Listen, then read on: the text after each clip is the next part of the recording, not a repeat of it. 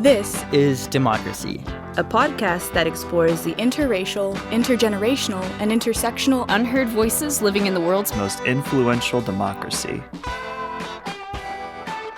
Welcome to our new episode of This is Democracy. Today's episode is going to focus on federalism and the long-standing but also recently very controversial debates in our society about the appropriate jurisdiction and authority for the federal government, state government, local governments. These are long-standing debates in American democracy, but they're debates that, as most listeners know, debates that have heated up in recent years. And we have with us, I think, one of the most interesting and recognized people writing about these issues. He's certainly my favorite author on these issues today, my colleague, Professor Stephen Vladeck from the UT Law School. Steve, thanks for joining us today. Thank you, Jeremy. It's a real treat. Steve is the A. Dalton Cross Professor in Law at the UT Law School, and he is, as I said, a nationally recognized expert on federal courts, constitutional law, national security law, military justice, and frequently commenting on these issues for the Washington Post, the New York Times, CNN, various other places. It seems as if I see Steve all the time when I'm looking up these issues. I'm very jealous of Steve because he's been able to do something that I will never be able to do as a historian. He's been able to argue multiple cases before the U.S. Supreme Court, and maybe some point in the future we'll have Steve on to talk about that. That just seems like such a cool activity. Well, we have the same number of victories, Jeremy, so... You know, I always say I'm the king of lost causes, Steve. There you go. Steve is the co-host of another podcast, which is really well worth listening to. I recommend it to all of our listeners. It's the National Security Law Podcast. He does it with another colleague and friend, Professor Bobby Chesney from the law school. And it's a great podcast because they talk about these issues and they debate them and show that it's possible to have a civil conversation about many of these issues. In addition to all that, as I said, Steve is an active educator of the public, an active writer about these issues in public journals. And I want to bring our listeners' attention in particular to a piece he published in the Washington Post on July 25th, which looks at the constitutional issues, which we will talk about in the second half of this podcast, surrounding the deployment of federal law enforcement in Portland and other cities. And Steve offers, I think, the most sophisticated understanding of what's legal, what's not legal, what's constitutional, what isn't in this sense. Before we turn to our conversation with Steve, of course, we have Zachary's scene-setting poem for today. What is the title of your poem, Zachary? Still. Oh, very short title. Okay, let's hear it. Crossing into Clovis now is like crossing into the present from the past. In Texas, the Dairy Queens are open as usual, and at the gas stations, the door handles are touched and passed on to lackadaisical newcomers in the sun. And license plates aren't the only things that change in New Mexico. Road signs blare warnings of contagion. Shelves are stocked with sanitizer, and the masks are worn across so many mouths in the moonlit parking lots. It is a state, a couple counties, and a world away, still with the same stars glaring in your eyes as you stare at the sinking bars of the orange-red, off-white, and sky-blue sunsets. The same courthouses and instruments of democracy, still adolescent and mostly allegorical. And I thought similarly of federalism as I watched the casket of conscience cross over the Iron Bridge yesterday, over the river Alabama and the baked mud of Dallas County, the somber horses marching towards Montgomery with the mythical man. The flag, draped over the resting body of our collective soul, rising on the same steps of the state capitol, the white marble and the black clothing, 2 steps from the altar of the Confederacy. And we waved goodbye to the man as he made his deserved pilgrimage to Washington. Set down on the floor of the fathers and the mothers, we mourned and cried still because the body lay in a nation not yet achieved, because the legend died before the victory was even in view, because the conscience was still crippled, because the same distant stars were still waving and the same sirens spinning like hallucinations above Albuquerque and Austin and above the angelic mothers of Portland, waving, smiling despite the tear gas. We are living still despite the stillness, despite the stubbornness. We are living still despite the forgotten words, despite the forgotten precepts. We are living still despite the stillness of our dead. I love, Zachary, the way you bring together John Lewis's passing, crossing the border to New Mexico yourself, and obviously the recent events in our cities. What is your poem about? My poem is really about the decentralized nature of democratic change, how the manifestations of democratic change and a new generation of Americans comes not necessarily in the halls of Washington, but all over this country, in county seats, in state capitals, and in small towns and big cities alike. That's great, Zachary, and a perfect space to talk to Steve about these issues now. Perfect entry point. Steve, one of the things that always strikes my students about American government is, echoing what Zachary said, how complex it is, how many different levels we have. How do we think about federalism? What has federalism meant as a sort of legal framework for our society from its founding? What does it really mean? How should we think about it? It's a great question. I mean, I think the federalism, when I think about it, when I teach it to first-year law students, really is a double-edged sword. And it's a principle that the founders, at least, anticipated would increase liberty by increasing the means through which governments could be held accountable. And so, Justice Kennedy's called it the unique contribution of the American founders to political science, splitting the atom of sovereignty, where power was divided between a central federal government that had some but not plenary power, and the governments of the individual states, which would have residual powers on all matters of local concern. And the idea was that by doing it this way, you'd maximize both the sort of powers of government in the abstract, but also the opportunities to check abuses, because the federal government would exert authority over states, states would exert authority over the federal government, and that somewhere in between there, you'd have very much the same idea vertically, Jeremy, that Madison talked about with regard to the horizontal separation of powers. So, that was the ideal, at least. Although I think it's been a bit of an awkward go over the 233 years we've had a constitution. And I think one of the real insights in what you said, Steve, is there's no formula for this, right? It's a constant balancing and rebalancing, right? That's right. And I think part of that's because the powers of the federal government, which we might think of as the independent variable, are constantly evolving. So, the federal government at the time of the founding was very small, didn't do very much, didn't have very much responsibility. And so, federalism, certainly in the pre-Civil War era, tilted very heavily toward states. But that, one of the real innovations of the Civil War constitutionally is the centralization of a lot of federal power, not just with the Reconstruction amendments, even before then, where, federalism tilts pretty heavily toward the federal government after the Civil War, and really for the better part of, a century, if not more. And it's only been in the last, 25, 30 years that we've seen federalism tilt ever so slightly back toward the states, largely at the machinations of a conservative majority of Supreme Court justices, for whom federalism has been one of the central projects.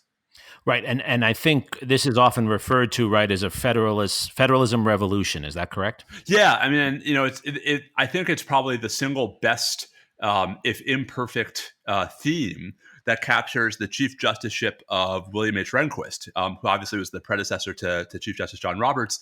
That Rehnquist, yes, he was a conservative Republican, but he was very much a devout Federalist, in the sense that he thought that the federal government had been given too much power, that states had not enough power, and that we should leave more and more decisions, more and more regulatory choices, more and more powers to the states. And that's reflected in a number of Supreme Court decisions handed down during his tenure that had the effect, and in some cases the overt purpose, of cabining at least some of Congress's regulatory powers.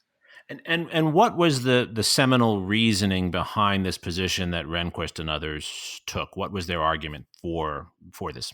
I mean, I think the basic argument was that, the sort of the Supreme Court, for the better part of, 60 years, starting with the New Deal, had removed meaningful checks on the federal government's regulatory powers, and basically had opened the door for Congress, especially under the so-called Commerce Clause, the power to regulate commerce among the states, had sort of allowed Congress to reach into so much of the territory that, at least according to the conservatives, the founders had intended to be left to states and local governments to handle.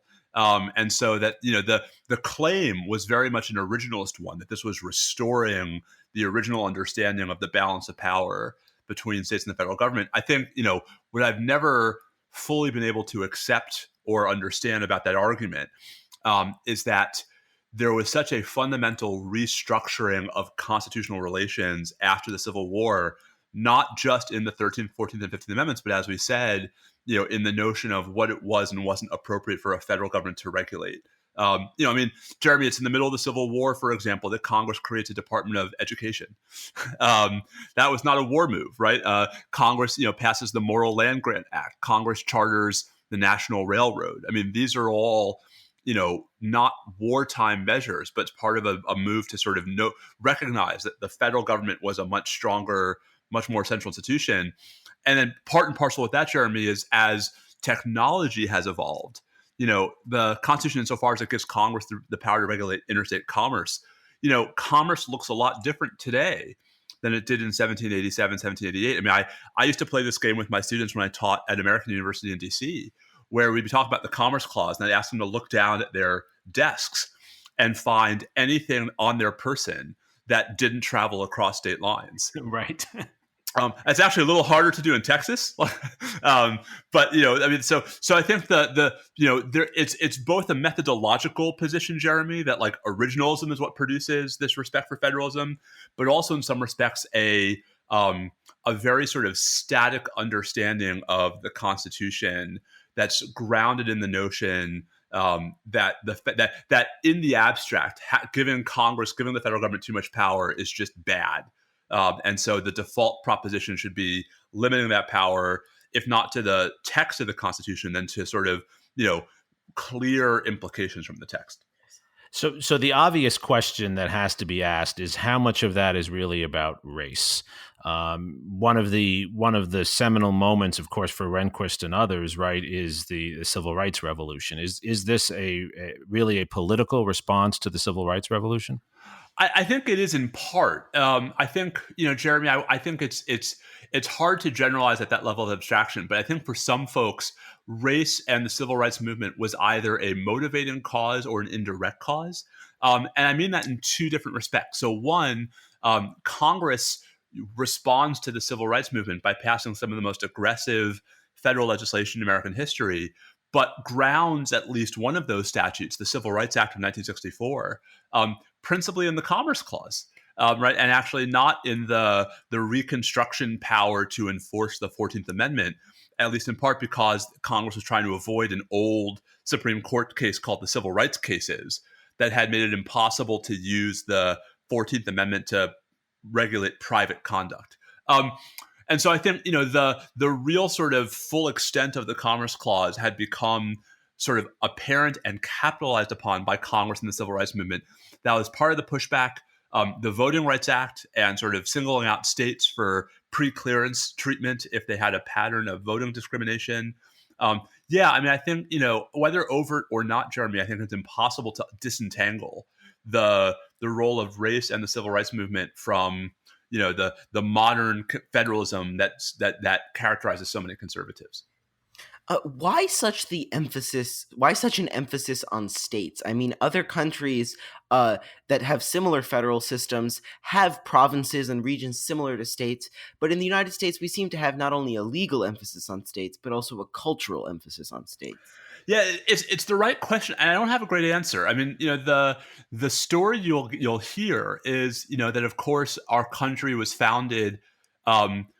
This is the controversial question. Our country was founded, some folks will tell you, by states, right? That is to say, 13 states got together and agreed to form a country. That's not the story the Supreme Court really has endorsed. I mean, the Chief Justice John Marshall, in his seminal opinion in McCulloch versus Maryland, which really is the decision that comes as close as any to explaining how the Constitution came to be. One of the most important things he holds in McCulloch is that the Constitution was not created by the states; it was created by the people. And he points, for example, to the fact that the preamble of the Constitution originally said, "We, the people of," and then it listed the 13 states. Right. And they changed that to just "We, the people of the United States." So I think part of it is this notion that there was a surrender of sovereignty when the states entered the Union.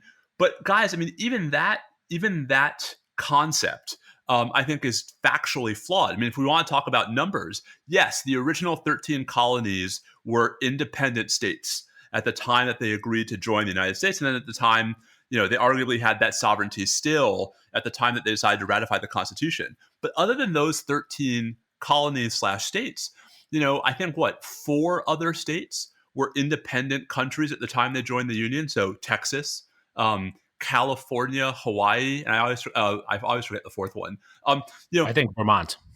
Indeed. Well, but that leaves well over 30, right? Well over 60% of the current states as entities that had no existence before they were states. They were federal territories. And so if we talk about like Oklahoma, for example, Oklahoma was a federal territory. And the notion that, when it became a state, it had all of this residual sovereignty that was then therefore a critical part of respecting the Constitution.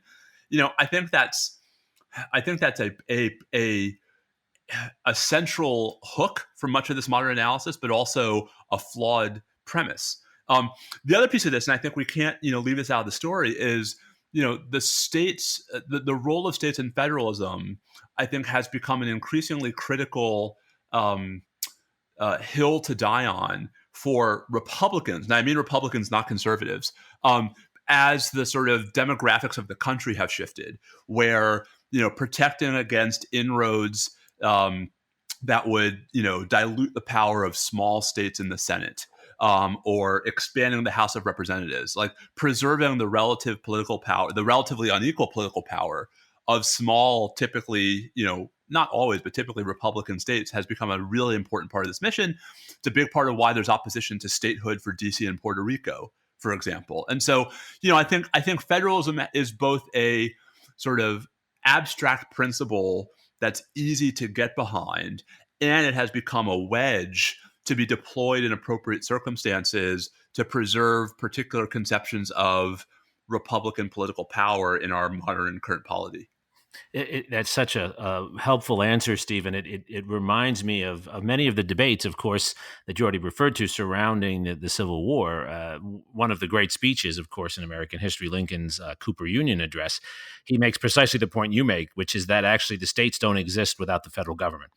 Exactly so, and that the states all chose to join the Union rather than go their own way. Which that's especially true of the states that had some modicum of independence beforehand. Exactly.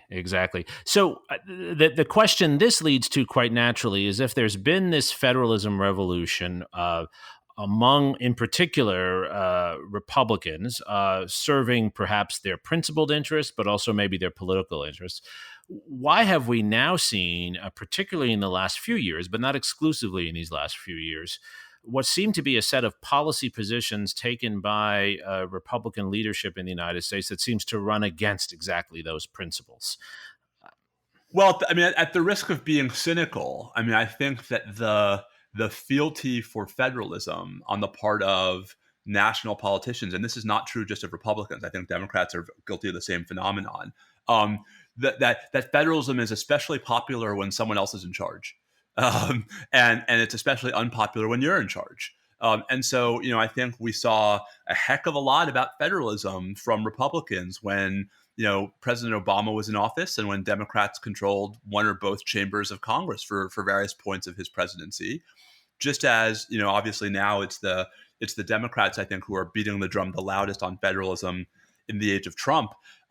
The reality is our polity being what it is, there are always going to be a handful of states that are vehemently opposed to the current president.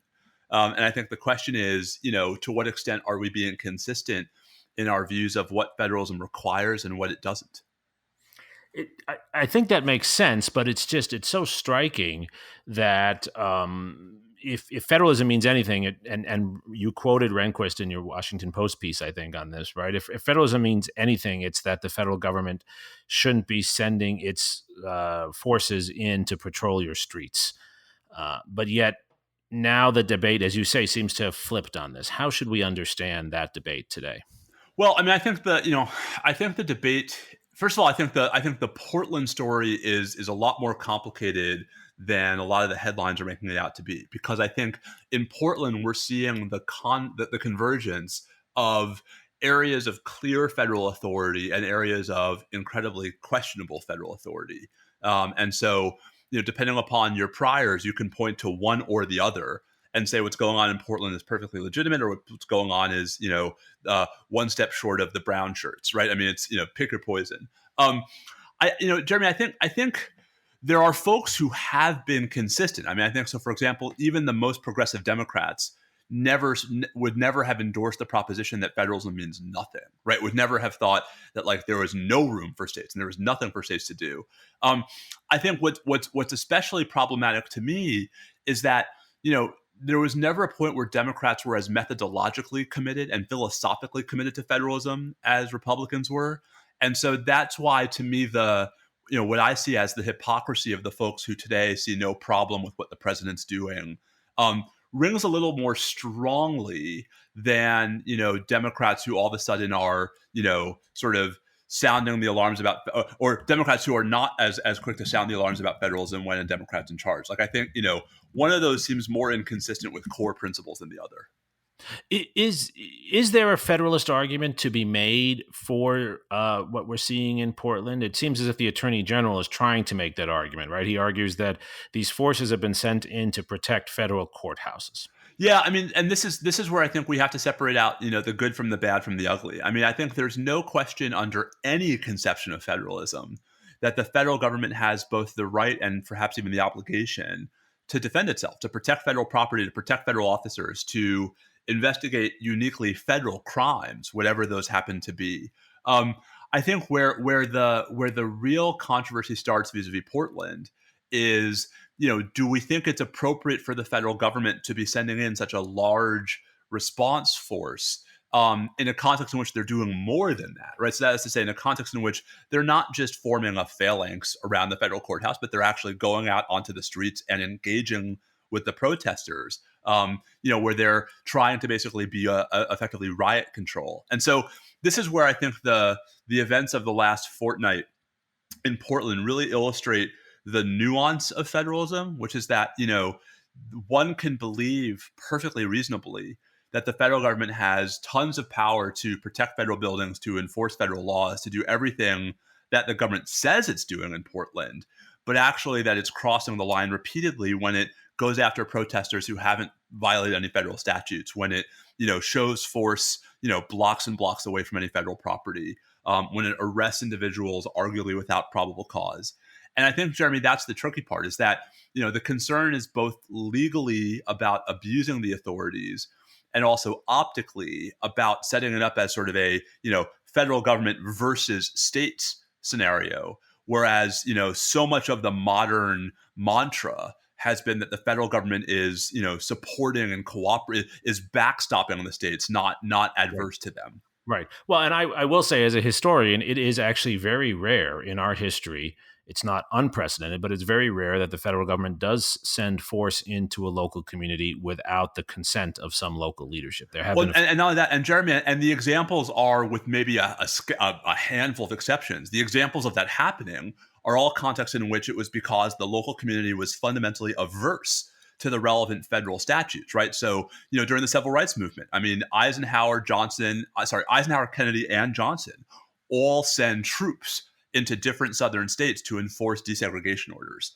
I don't see those as being of a piece with Portland, right? Because I don't, whoever the president wants to pin the blame on for the violence in Portland, it's not the state of Oregon.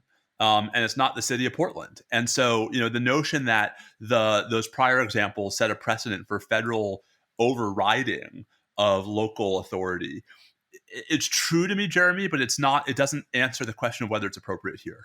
Right. Now, does it matter, Steve, who the federal government sends in? In the past, it's generally been members of the military that have been sent in the examples you gave. Does it matter in this case that it's Department of Homeland Security? So I don't think it matters constitutionally. I think it does matter as a matter of statute. And so to be a nerdy lawyer for a second, the Congress, for better or for worse, has parceled out who has which authorities when it comes to this kind of federal response. And one of the I guess, ironies is that Congress has actually given far more power to the military in this context than to law enforcement, on the theory that the military mission is so radically different from the law enforcement mission.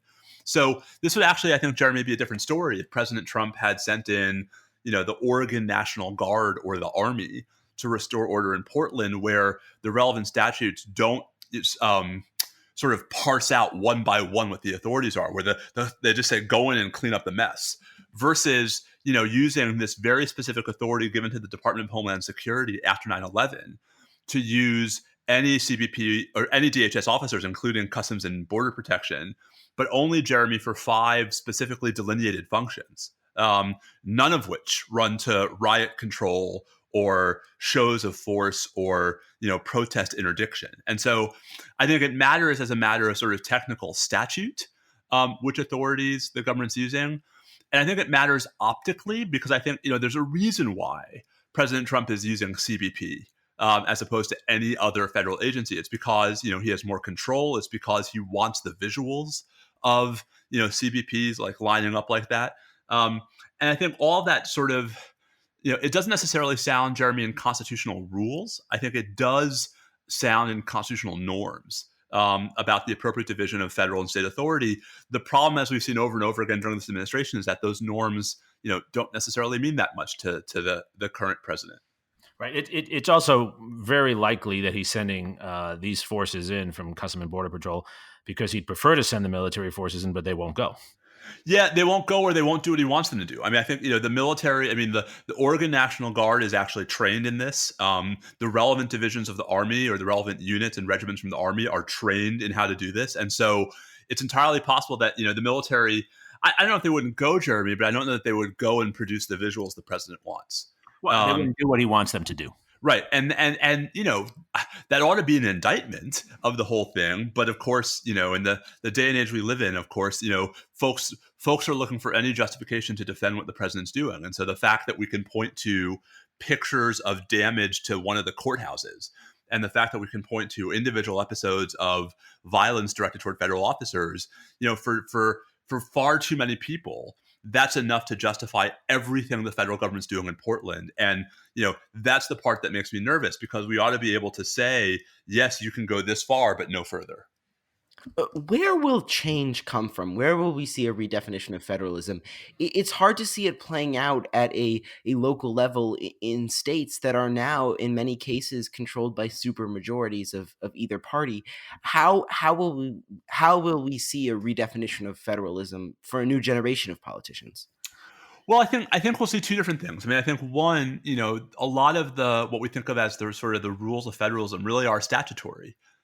So the authority that the president's using to send these officers into Portland is only because Congress has given him that authority. And so it's entirely possible that one of the many lessons Congress is going to take away from, not just what's happened in Portland, but also what happened in D.C. last month, is to be much more specific and careful in giving these kinds of powers to any president. So I think we'll see a lot of statutory reforms that may not be sort of couched in terms of federalism, but that will actually have, federalism effects insofar as they limit what the federal government can do.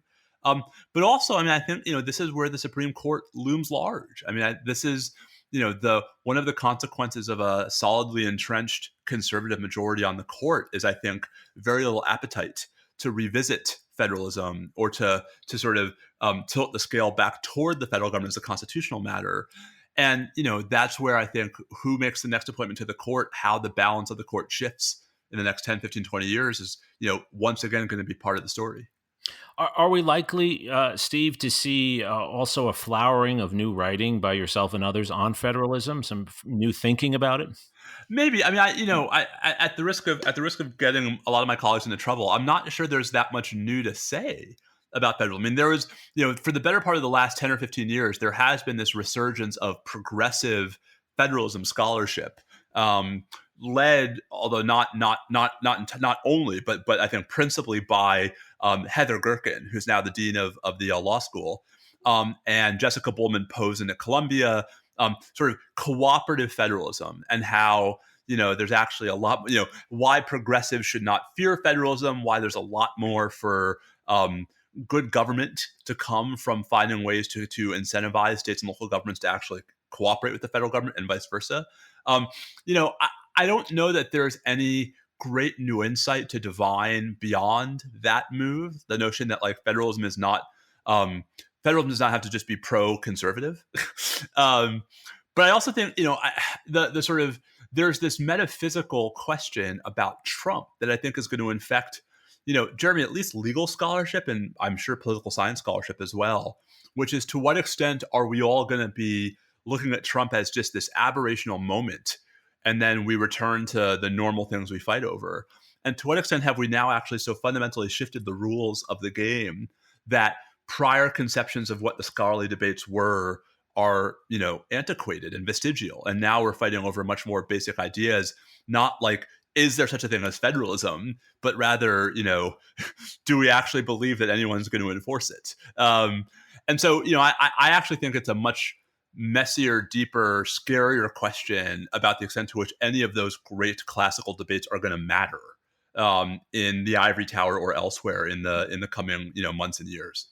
It also seems, though, a little bit hopeful, though, that we all seem to agree with the basic concept of federalism, that we need federalism and division of powers, and it's more that we need to go beyond the different political tidal waves to understand how federalism can become something that defines our institutions beyond politics. I like that phrasing. I guess I'm not sure.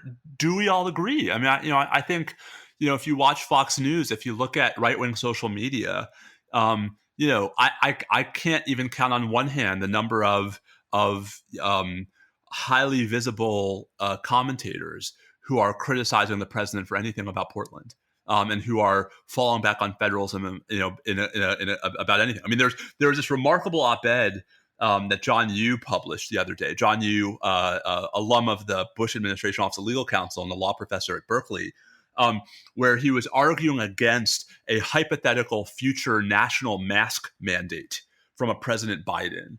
And what I found striking about the op-ed is that there were all of these paragraphs in it that were not about masks specifically, that could have been repurposed to criticize what Trump was doing in Portland. And there's nary a word about Portland. And so I guess, my concern is that there is a tendency on the part of too many people, I think on both sides, but I at least see it more on the president's side, to sort of abandon all principles in the name of winning. And I think, that's what I say when I worry about whether we're going to get back to a point where the principles actually are doing work. That's the question that's the central question that after Trump leaves me with. And I guess that's the appropriate question for us to close on, Steve. One of the purposes of our podcast is to use history and scholarship to better understand our world. You've certainly helped with that, but also to change our world. And it does seem to me that at the core of democracy is the notion that power matters, but it can't be only power. It can't be a Hobbesian world. And so what are your strategies for making principles matter, even if we can't agree on the principles, again, getting us beyond what, to me also, and I think you've implied this, often looks like a sort of after the fact, a post hoc justification for power? I think the first step, Jeremy, is nuance, and I think that's where the podcast helps. And that's certainly a lot of the work I try. I mean, my wife mocks me all the time for how much I'm on Twitter, and she's right. But my best defense of being on Twitter is trying to raise the level of public debate. You do that. Well, with mixed effects. And I think that, because I think the first step toward that is having the ability to see nuance, having the ability to see that the guy, the politician I like is doing something that could be used for things I don't like, which we've all sort of forgotten how to do. I think the next step is getting institutions to reassert their authority at the expense of their fellow partisan travelers, right? So, get back to a place where the separation of powers matters more than the separation of parties, where, Democrats in Congress are actually willing to rein in a Democratic president and vice versa for Republicans. And Jeremy, I think a lot of that comes from who we're electing and why we're electing them. And I'm the amateur here when we talk about the polarization of the American polity, but one of the reasons why I'm vehemently opposed to partisan gerrymandering is because I think it has the effect of removing those voices from the legislature. Where, if all that matters is whether you win your primary as opposed to your general, you're going to run to your party's extreme, which means you're not going to be interested in compromise. You're not going to be interested in, institutional pressures. We need some of that extremism, but we also need moderation. And I think a government without moderates is a government that's going to look like this. Maybe a democratic form of this, like a Democratic run form of this, as opposed to a Republican form of this, but like this. And I think that's the vacuum in which these principles go to die. Right. Is there a role also, though, in getting people to actually see the value in living by these principles? I mean, it seems to me that's what the law enforcement question raises. At some level, whether you like the people in the street or not, do you believe they have the right to be there? And will you defend their being there even if you don't like what they're saying? Yeah, I mean, I certainly agree with that, Jeremy. I'm so not optimistic that that's going to be the wedge, because there's so much othering going on. I mean, the speed with which folks who want to support the president are willing to dismiss all of the protesters in Portland as Antifa, if they even understand what that means, despite plenty of physical video evidence to the contrary. We're at a point in American history where, for better or for worse, folks are not giving each other the benefit of the doubt. And, that's not going to be cured overnight. And so I think the only way to sort of get us back to a place where that happens is to be led there by people for whom that's a value that they care about. And I think, one of the hardest things, even if things go the right way for Democrats in November, I think one of the hardest things that Biden's going to confront as a president is simultaneously trying to appease the more radical and radicalized elements of the Democratic Party while governing on the notion that, like, one of the president's responsibilities is actually to govern effectively and not just to, provide talking points to his supporters. Right. Oh, very well said.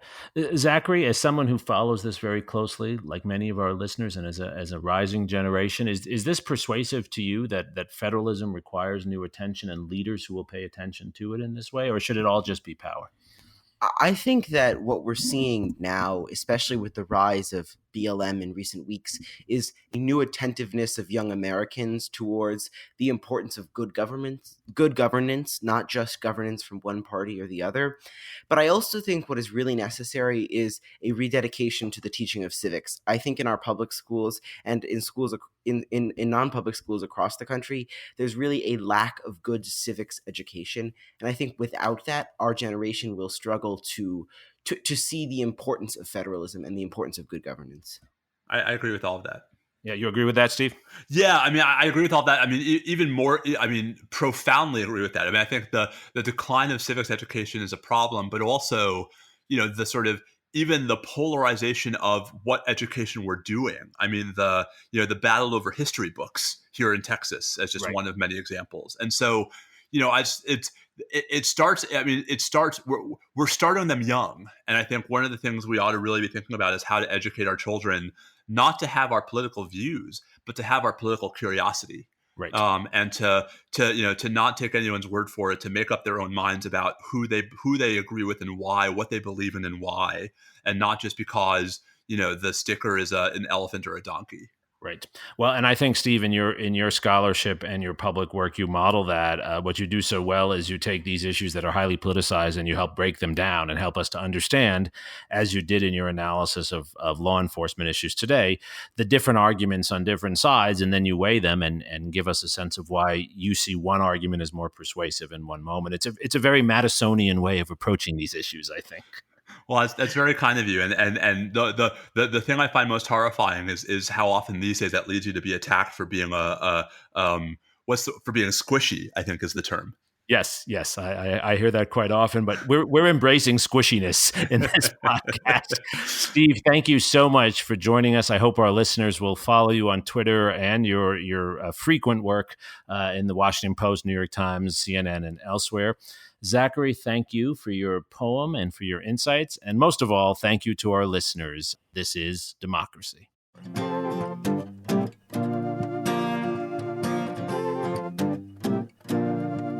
This podcast is produced by the Liberal Arts Development Studio and the College of Liberal Arts at the University of Texas at Austin. The music in this episode was written and recorded by Harrison Lemke, and you can find his music at harrisonlemke.com. Subscribe and stay tuned for a new episode every Thursday featuring new perspectives on democracy.